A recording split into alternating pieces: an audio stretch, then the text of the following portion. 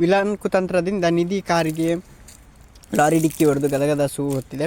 ಎಲ್ಲರಿಗೂ ಗಿರ್ಮಿ Kannada TV YouTube ಚಾನಲ್ಗೆ ಸುಸ್ವಾಗತ ಅಂತ ಹೇಳ್ತಾ ಶುರು ಮಾಡೋಣ.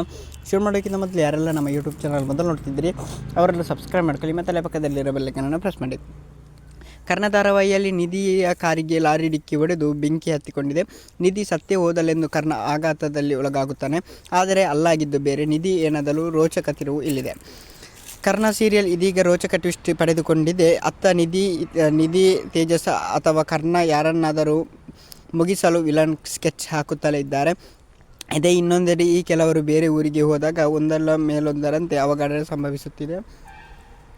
ನಯನತಾರ ಮೊದಲು ನಿತ್ಯಲನ್ನು ಕೊಲ್ಲಲು ಪ್ಲ್ಯಾನ್ ಮಾಡಿದ್ದಳು, ಆದರೆ ಕರ್ಣ ಬಂದು ರಕ್ಷಿಸಿದ. ಇದೀಗ ನಿತ್ಯಲಿಗೆ ಐಸ್ ಕ್ರೀಮ್ ತಿನ್ನುವ ಆಸೆಯಾಗಿತ್ತು.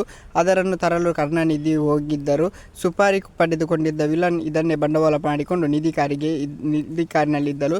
ಕರ್ಣ ಇಳಿಸಿ ಐಸ್ ಕ್ರೀಮ್ ತರಲು ಹೋದ. ಆಗ ನಿಧಿ ಕಾರಿಗೆ ಡಿಕ್ಕಿ ಹೊಡೆಸಿದ್ದಾರೆ. ಆದರೆ ನಿಧಿ ಆ ಕಾರಿನೊಳಗೆ ಇರಲಿಲ್ಲ, ಹೊರಗೆ ಬಂದಿದ್ದಾರೆ. ಅದರಿಂದ ಬಚಾವಾಗಿದ್ದಾರೆ ಅಂತಲೇ ಹೇಳ್ಬೋದು. ಓಕೆ, ಇದು ಸೀರಿಯಲ್ ಕಥೆ. ಓಕೆ.